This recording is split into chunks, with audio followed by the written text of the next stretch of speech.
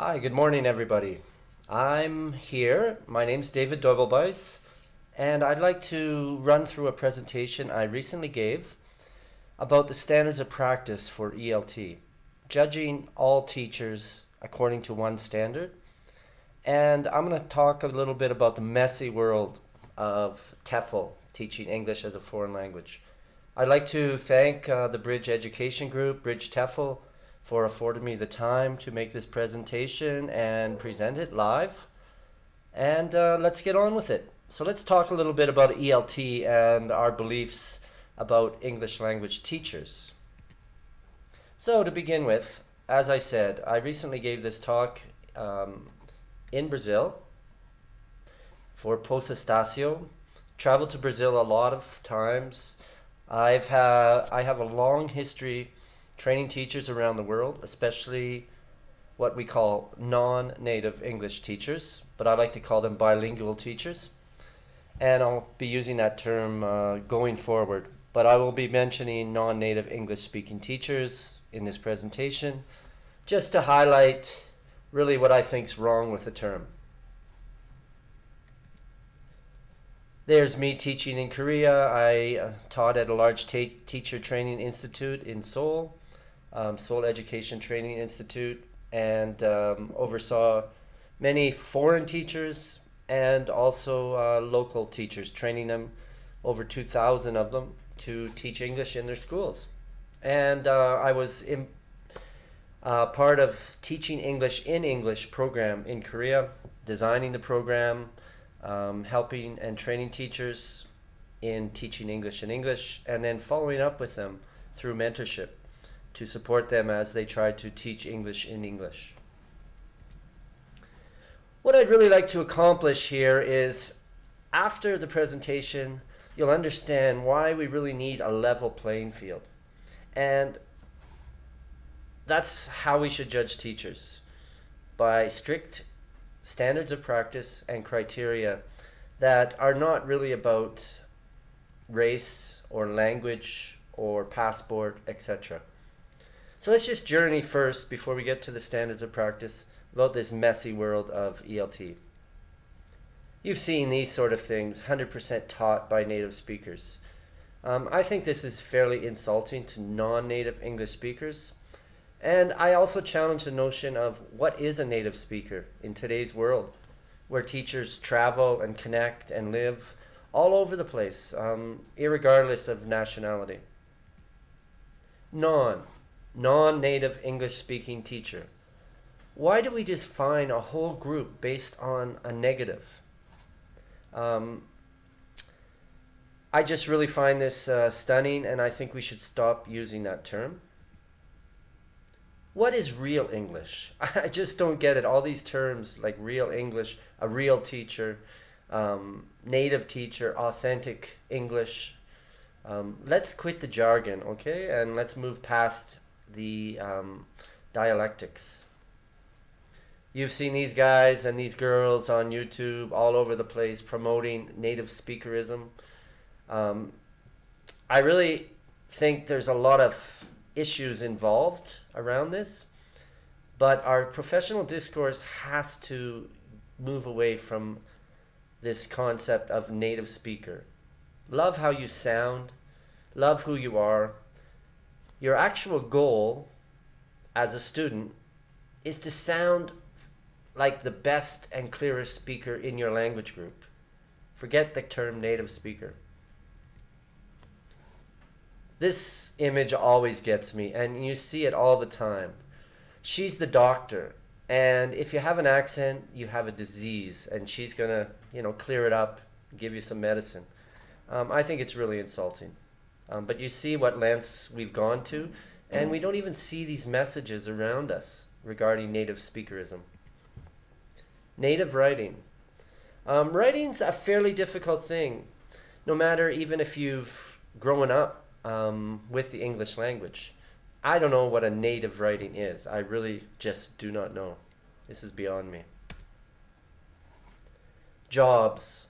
You see it everywhere, and there's really rampant discrimination, and despite some things on the books in governments and This call that everything be clear and transparent.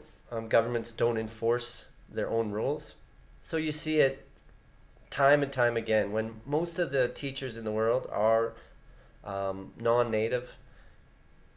You keep seeing that the jobs must be native speakers or must hold a passport from X or Y country. I don't get it, and I think we should clean that up. It should not be part of any job qualification. Here it is, another one, a current resident of the US or Canada. That's one way they get around this kind of neo-racism, as I'll talk about in a moment. Another question, like, your ability to do a job should not be dependent on the passport or the country you're from. What about somebody from, let's say, Uganda that's born bilingual, becomes a teacher, speaks a couple languages very well, just because they have a Ugandan passport? Should they be kind of not allowed in the country to teach? Whereas somebody from the UK or Canada or United States, it's fine. It's actually a way just to keep the jobs in the Western world and this whole linguistic imperialistic edifice continuing. And if you look at it closely, like, who is the native speaker? The criteria should be speaking English well. And I'll also add, it's only one small part of a teacher's job description, your English language spoken or written fluency. Only one small part. For example, Jose Mourinho, would we call him a non-native coach? He almost didn't play football at all. Terrible player. Whereas Guardiola, he was a great player. Let's call him a native coach. You see how absurd this gets? Bolt is starting to play football now. Is he a non-native football player? Oh my God. And one of my favorite authors, Nabokov. His first language was Russian, but he wrote mostly in English. Would you call him a non-native author? Rubbish. Just judge him by the English he puts down on paper and the job he does. Mr. Holland's Opus. Great music teacher. He inspired all his students to love and cherish music. One of the interesting things about him in the movie is he was a failed musician. Couldn't play worth a damn. Could hardly get a gig at the local pub. Do we call him a non-native music teacher? Let's move beyond the term non and even native. Let's just move into the terms of teacher. What's good for a teacher? Let's move past this, I'm the queen, I make the rules. Who owns the language? The queen does not own the language, nor the US of A or Uncle Sam or anyone. They should not be making the rules. I'll just go back here. You see all the textbook companies are also involved. They still have on the books the term native speaking teacher, native speaker, and they promote this. There's one true version of English, one crystal clear, objective, just reach for it and get it. Anything else is not good. What the heck is real English? Oh my God. And there's this whole demand that you need English in one way, just one way. Here, the cartoon's saying, if you don't speak British English, you don't get on. Or you got to speak English everywhere, even at conferences, for example. So let me just run through some of these issues I raised, and then let's talk about the standards of practice. There's terminology and professional discourse that is inappropriate, and we should be doing something to remedy that. We are, in a sense, the words we speak and the words we use in our profession. We have discriminatory hiring practices in the profession that should be called out and clearly addressed. We have issues of language and cultural dominance, this whole notion that is paraded that the native speaker is the model and the norm, and it shouldn't be. We have issues of privilege and profiteering. Some people are more fairly treated than others, and that's not right. Let's get away from the white and the native speaker privilege. So let's move back a bit into the early 80s, and this whole idea of native speakerism. It started way back in the 50s probably, but probably even a lot earlier than that. And Kacheru's circles of English was the first to kind of address the notion that there isn't really clearly just one English, but there are other Englishes. Now the world is well beyond this model, and it's not like there's only 3 kinds of English. There's a global English, there's an international English, but English happens in many different forms depending on the context. For example, a Filipino speaking with a Vietnamese and a German person, they would all speak in English in order to communicate. And what English are they speaking? One of the reasons for this decline in native speakerism and why we have to abandon it is just this fact that we travel and people move and live all over the place, like the example of the person in Uganda I was speaking of. The teacher also, I'll suggest, is not anymore a primary source of student language input. The teacher doesn't have to be a parrot anymore. We used to bring in so-called native speakers into classrooms around the world just so they could stand up there and model correct English. With the internet, with audio so instantly available from all over the world, authentic sources, we don't need the teacher to be a source of language input. And I really challenge that notion. Many people say, well, this teacher is not a native speaker, so they make mistakes in their English and all the students will pick it up. No, students do not, number one, pick up the errors that another speaker makes. And number two, that's just one small part of how you should be judging that teacher. And lastly, we're recognizing in ELT that there is a place for the L1 in the classroom. And as we respect more the L1 and use it as a teaching aid in our lessons, that gives a lot more primacy to someone who speaks the local language and speaks the language of their students, supposing that the student base or the students in the classroom are a homogeneous language group. So again, I ask, who's the better teacher? Susan on the left, not certified, she's a native English speaker, or Pavel, certified teacher, went through a number of years in the Czech educational system becoming an English teacher, but he's a non-native English speaking teacher, supposedly. Again, I like to call him a bilingual teacher. Now, you might say, oh, it's Pavel for this reason, that reason, this reason. You might say, oh, it's Susan because of this reason, that reason, that reason. I'd say you're wrong. Neither is really the better teacher until you look at the job that they are filling. Maybe on one level, Susan would be better for the job if she matches the job description better. Maybe Pavel would.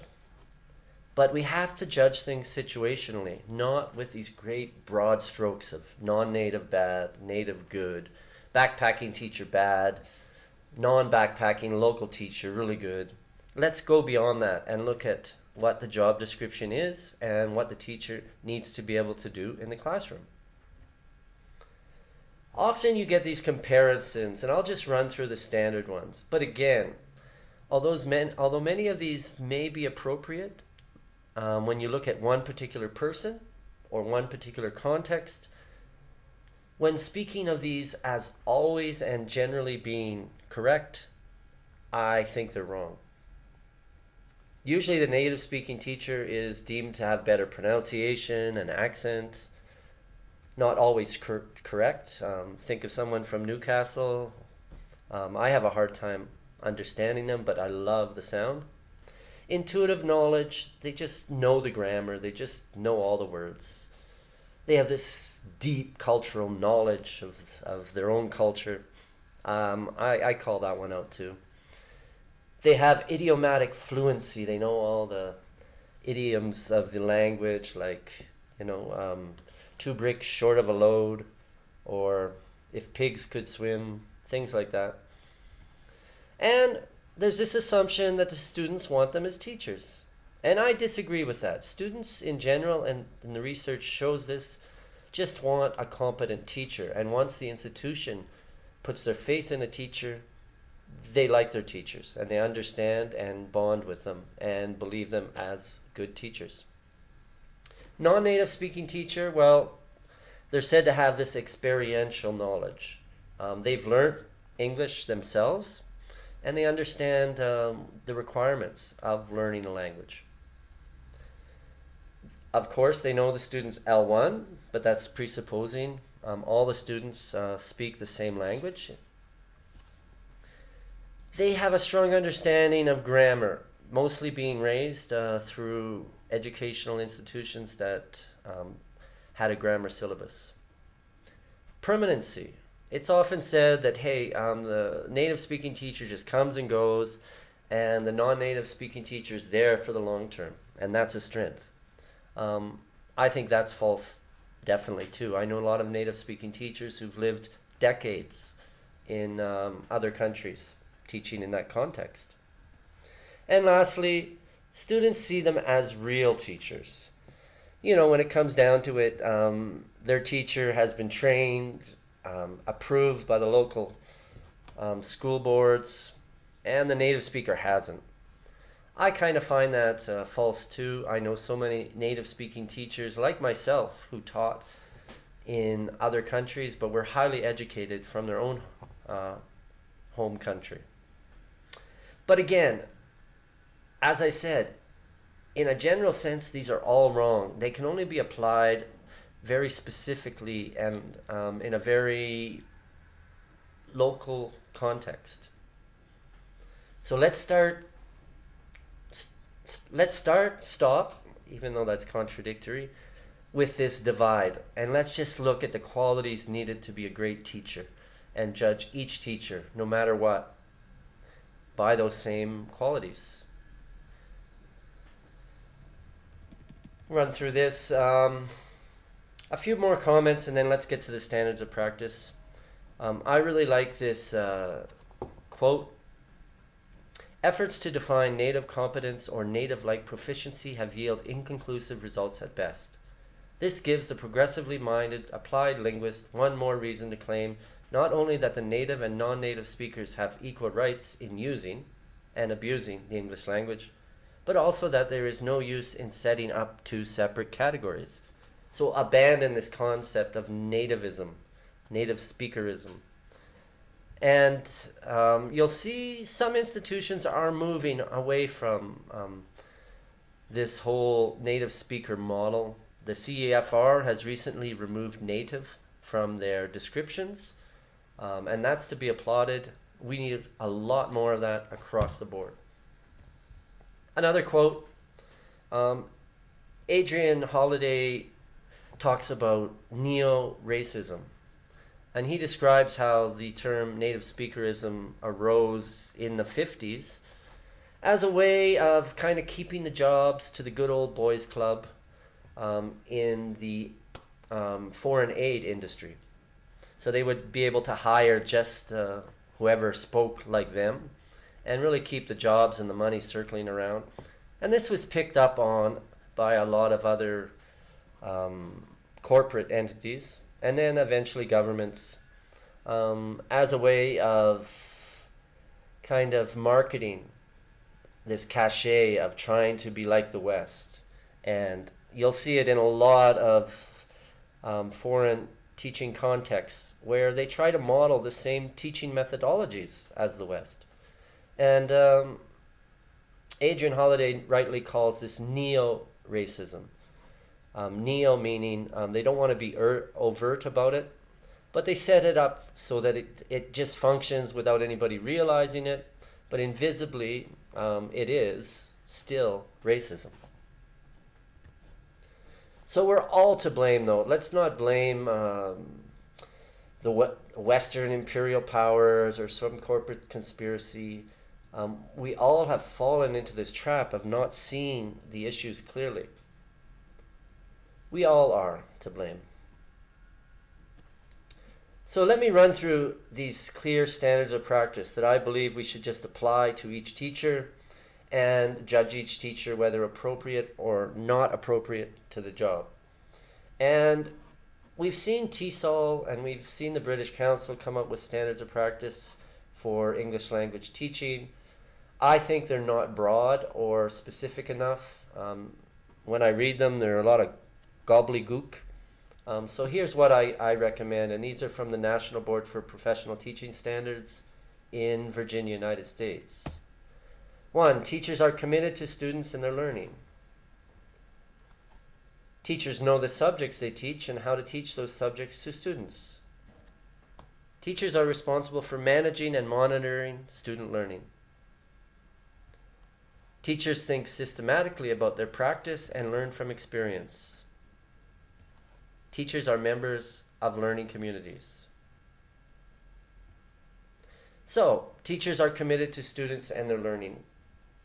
That means they have the right character for the teaching job. Not everybody's probably fit for a teaching job, depending on what they're teaching and what the job requires.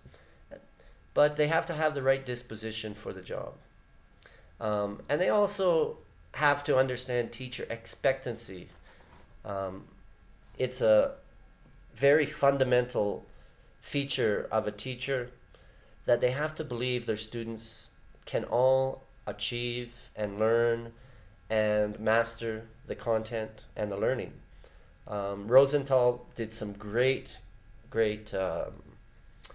research into this and set up some experiments in the late 60s.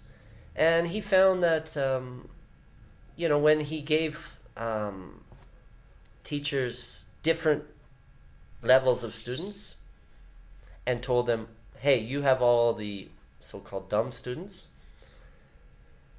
all those students underperformed, and their grades were all very low. When he gave teachers so-called smart students, all those students actually overachieved, just got great marks. Now, why is that so? Well, the trick with this was he just told them they had smart or dumb students, but they actually were random. The students were totally random. And this experiment has been repeated often. And clearly teachers have to have teacher expectancy in order to achieve and get the best from their students. Teachers have to know their subjects, so they're content specialists. And they have to know how to deliver that content to students. So they have to know how to group students, how to model and explain activities. They have to know about how to open a lesson, how to close a lesson. They have to know how to design a syllabus and deliver that syllabus. And I won't argue teachers don't need any level of English fluency. They do need some English fluency. But again, that all depends on the job and what they're doing. If they're running something like self-learning class, do they really need to have high English fluency? If students are doing a lot of independent learning? No, they don't. And there's other cases too. Teachers are responsible for managing, so classroom management. And assessment, monitoring. Assessment meaning not just formative, but giving feedback, really monitoring student learning and providing ongoing feedback to the students. And also fundamentally, in this standard of practice, student motivation. A mentor of mine, Andrew Finch, always said that teachers were 80% psychologists and motivational specialists. And that's their really key job role. And I agree. We all should be motivating students to be independent, autonomous learners. And if we do that very well, we're forgiven for the rest, I think. And they have to communicate with stakeholders, with parents, with principals, with other staff, etc. Teachers think systematically about their practice, so we have reflective practitioner, and they think and try to do a better job. And they have a commitment to improve as they go along, not just show up and get the paycheck and try to get through the day. And teachers are members of learning communities to end. They're team members, they are actively involved in their professional development and communicating with colleagues and sharing ideas. And that's it, those 5 standards. That's what we need to judge teachers by. To end, a little quick story. This is a grade 4 classroom from long ago, Rose Avenue Public School in Toronto. I taught a few years there. My students were all ESL students from around the world. And I ended up teaching them French. The principal came to me in the first week of September and said, "David, we don't have enough French teachers for your class. I heard that you speak French. I saw on your resume. Can you go down to the school board office, take the test, and if you pass, you can teach French to your own kids?" I said, "Oh yeah, sure." I went down, I passed everything. I was their French teacher. That one lesson, teaching as a second language teacher, teaching with a second language brain, was so difficult. I was wiped, and I dreaded the French lesson. Even though it was just beginning French, je m'appelle David, the simple phrases. Oh, it was so horrible. And I really gained a profound appreciation for what it takes to teach English as a second language. Our second language brain doesn't work the same as our first language brain. It has what we call cognitive overload. It heats up very quickly, just like a computer with a small processor. And it just kind of turns off eventually. And what it taught me was we need specific methods and training for bilingual teachers. I'll refrain from using non-native English-speaking teachers. And I hope to be developing a course that will help teachers manage the classroom and be able to teach English in English and use their second language brain to their benefit in the classroom. This is a bit of what I've mapped out in the course, and in the coming weeks I'll tell you more about this course that I'm developing. So some recommendations. Teachers need accreditation and training. Teachers have basic fluency to deliver English as a medium of instruction. Let's just use English teacher for all teachers. Or bilingual teacher. Let's forget the term non-native, native speaking teachers. Professional organizations have to adhere to standards and promote equity. We need legislation enforcement by local, regional, national governments to stop these discriminatory hiring practices. We need professional development in the local language when possible. So many conferences I go to, the teachers are expected to learn English and get professional development. That should stop. Let's value the local language, the L1, for professional development. Let's stop just parachuting in these big ELT speakers, and let's get a balance of local teachers talking about their local concerns in their context. And we have to change the curriculum. Curriculum has to become more local and about the culture and the local environment that the students live and learn in every day. And we also need programs to inform and educate. And on that note, you can check out TEFLequityadvocates.com, who really promote a lot of the things I've been talking about today. To end, I have a dream that one day we will live in a world where teachers are not judged by which language they speak at home, the passport they hold, the color of their skin, the quality of their accent, or the thickness of their wallet, but rather by the content of their lessons and the quality of their teaching. Let's make that our credo and move forward. Thank you for your time, and hope to see you somewhere out there in the real world.